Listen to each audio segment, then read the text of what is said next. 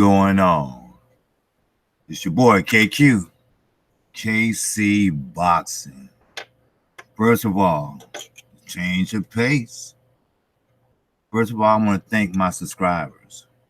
I made over 300 subscribers, and that gives me an incentive to bring you more content, to bring you more changes, which I will be doing collaboration with, like Stay Ready, Best Fight the Best. It's time for me to make another step.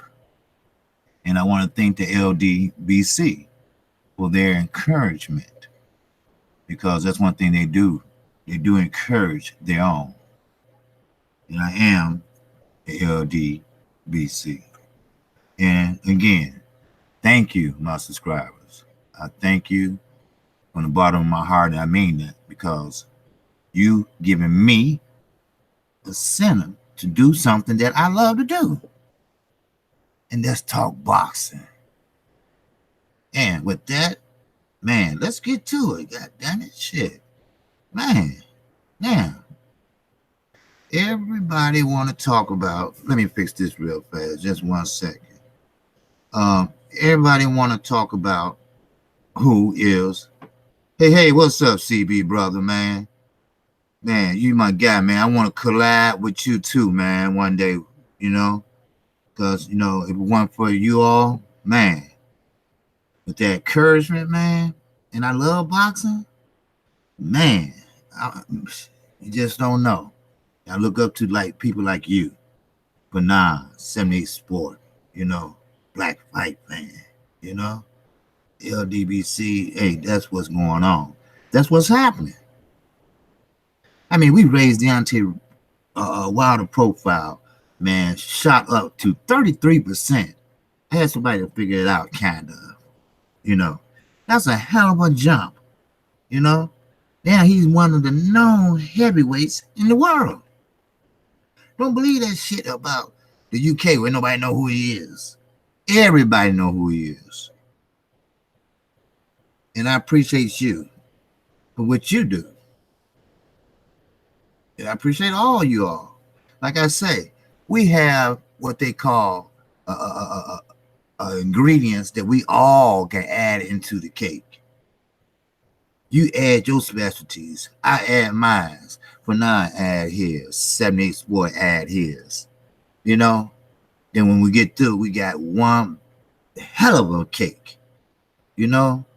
Some type of cake that nobody else can touch. They trying, but they can't. We got our own brand. Do you know that? Do you realize that? But let's talk boxing. Now, I got a problem. A lot of people want to say Terence Crawford, Fighter of the Year. Deontay Wilder, Fighter of the Year. Hey, what's going on, Carl Filler? Welcome, brother. Welcome. Man, sorry that we had to cancel the Smoke City Modcast. Junior the Truth was having technical difficulties tonight. So what we're going to do, we're going to continue it on tomorrow night. Oh, we're going to get it in this week. Most definitely. You're going to hear the best. Yes, sir. Glad you're here, though. All right. Waiting on a few more people to get in, but I'm going to go ahead and talk about this shit. But, everybody want to talk about who is the Fighter of the Year, who is the best. Some people say Deontay Wilder. Some people say what's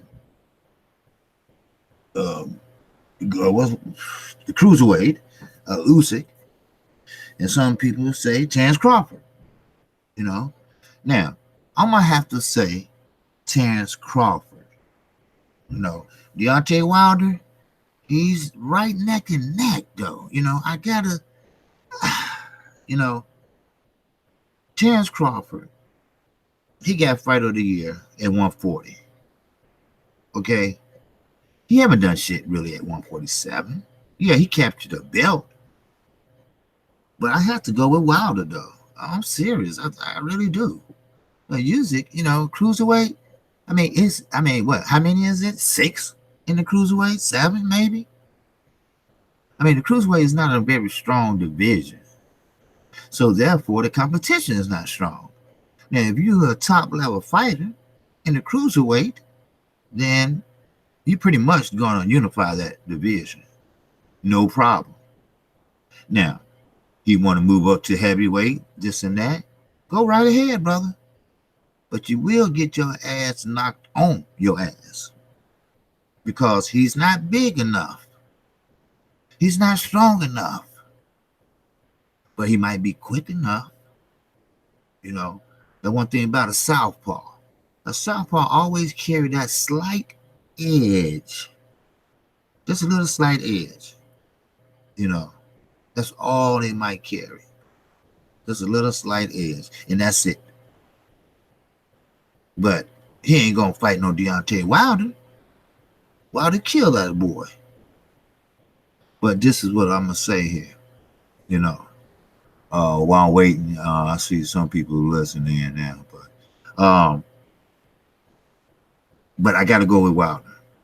Why? Because he fought 2 back-to-back tough fights. Don't care what nobody say in the UK. Don't care what nobody say next door, across the street. I don't care. But he fought 2 back-to-back good fighters. Now, Tyson Fury is considered the top heavyweight in the UK as of today. Guess who's running a strong third? Anthony Joshua, behind Deontay Wilder, of course. And I expect that, because that's coming from the UK. Now, I'm not calling them ignorant. They're just not informed of everything this motherfucker had done. And we talking about Eddie Hearn. We talking about Anthony Joshua, the one that is that cut from the same cloth our people are cut from. You see, everybody thought Anthony Joshua, that was the man. Big muscles. But that's all. Them big muscles, you see what he done in Klitschko. It didn't help him at all. You know why? Because it takes a lot to carry that weight around. And we talking about 12 rounds? Man, he was humping and blowing around the 7th round. If a smart heavyweight can pace himself, then make his move around the 8th or 9th round, he can beat Anthony Joshua. Now, that heavyweight, I really believe, is Deontay Wilder. That's right. That's facts for your ass. That's Deontay Wilder. I know he can do that. You know why? For the simple reason. I look at Ortiz. I looked how he got rocked in Ortiz. No, ain't no shame. Ain't no hiding. He got rocked. He didn't hold. He tried. But he didn't fall either. So, what'd he do? He go back to the corner after all that punishment he took. And of course, for UK people that don't know, in the state of New York, it's a rule. If a fighter takes a lot of punishment in the previous round, the next round, by law, he must see the doctor in his corner just to check him out, make sure he's all right. Head trauma, make sure the eyes, ain't nobody trying to help him out.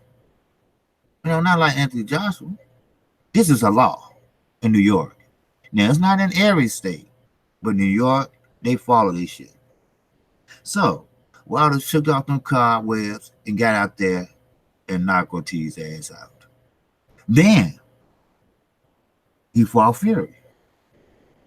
Then he went missing, overshooting the right. He admit he threw the game plan out the window. Mark Breland admit that he was pissed off He was mad. He admit that too. No, hey, no problem. But he came in the 12th round and knocked out a 6'9", damn near 300-pound man in the 12th round. Now you tell me he ain't got no damn stamina and that power is not carrying him the whole fight. Who can do that? Anthony Joshua sure can't, because he got too much weight on him. The muscles, look, people don't understand. When you put on muscle like that, your body, you got to carry that shit around. Then you talking about being in any kind of sport. I don't care if it's basketball, whatever. You're going to get tired. You're going to get tired. And Deontay Wilder has that body. Marcelo, his brother, they have that body where it can put on muscle, but it goes into the body. They have what you call a physique that doesn't put on weight. Okay, just like my niece. She would eat up the whole house and won't gain a pound. Now we got some that would look at a cake, just look at it, and gain 40, 50 pounds. You know, hey, it is what it is. Deontay Wilder, the Wilder family, has that family trait. They can put on muscle and tighten it up, but they won't put on the pounds. So you can tone it without overdoing it, you know. See, Anthony Joshua, he eats and he lifts weights. So that makes him bigger by eyesight. You know, arms bulge, you know, so you wear tight t-shirts and shit. Not for the ladies, you know, but look at Deontay Wilder. You know, he's thin. He came in damn near at 204, 209. And his weight carried him from round 1 to 12. You don't tell me he ain't fighter of the year. You can't tell me that. That fight alone would make him in that category alone. Not counting the 39 knockouts. Not counting being 40-0 and 1 draw, which should have been a knockout. But we did that. We've been through that. You know, we get it. You know. But that's my choice. You know. Yeah, Jamal, they had a rough weekend. Yes, they did. Jamal was trying to take Tony Harrison's ass head off. But what happened? What did he do? He overshot it. Why? He didn't take his time. Because I've seen Jamal fight a lot of times. He's very technical.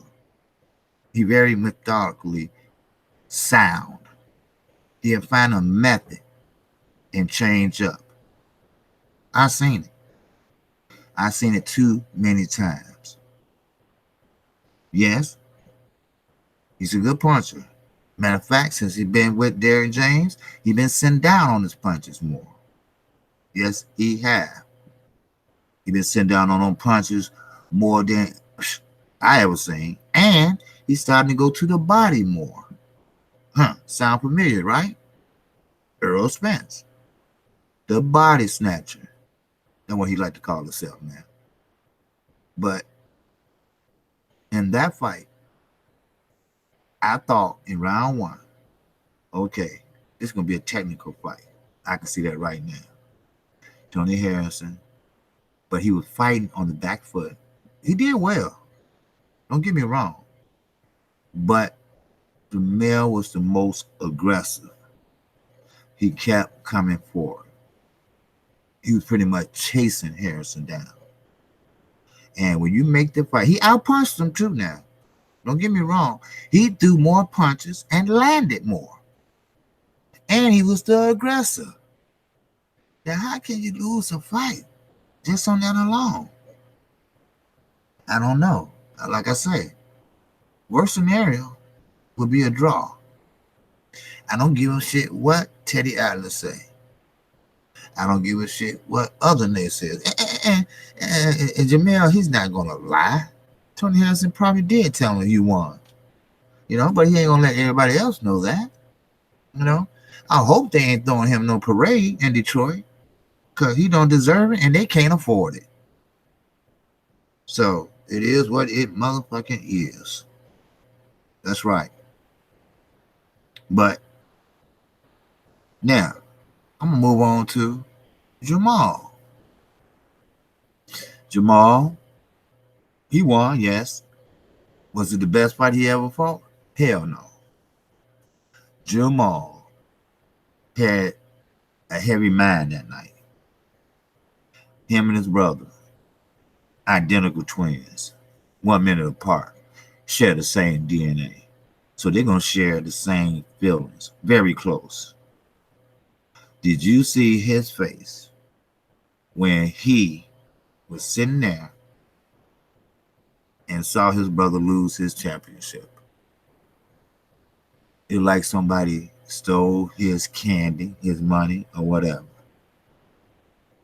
I mean, he was feeling that shit. They twins, they close. So he carried that on into the fight. Ain't nobody gonna tell me. Ronnie Shields talked to him. He all right. No, he ain't all right. He's not all right. No, he was fucked up. His brother, who made history with him, who shared belts in the same weight class, then not the way same weight class, what you call his brother moved up. That's right. But you ain't nobody gonna tell me that shit. That Jamal wasn't affected by that. I know how these twins fight. I follow these twins. I know. What's going on, underrated darkness, brother? How you feel, brother? Welcome to the chat, man. Seems like everybody's slow getting in here. But I see people watching though. But or listening rather. But yeah. I don't understand that.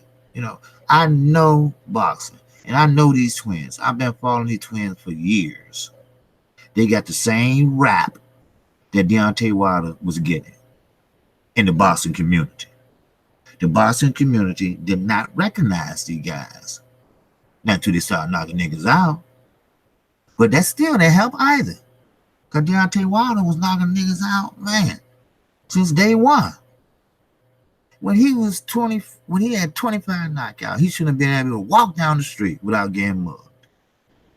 I keep telling people that. But it's a business too. People don't understand that shit. You know, yes, it's a sport. Yeah, you can be the best of the best. But it's a business side too. They got to make their money. They got to bet on you. They got to make sure that you're going to bring some asses in the seats. See, that's one thing about Floyd Mayweather. He can put them asses in the seats because he was one of the most hated fighters. And when people hate a fighter, what they do? They show up to see his ass get whooped or lose. But Floyd didn't give him that. See, Floyd feed off that energy.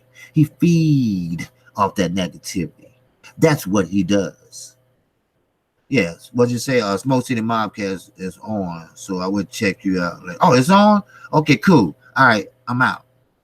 Okay, hey, I'll catch you all later. I didn't know the Smoke City Mobcast is on. I might switch over there to there. All right. Hey, thank y'all for chipping in, and peace. And also check out Kqkc Boxing. All right, peace.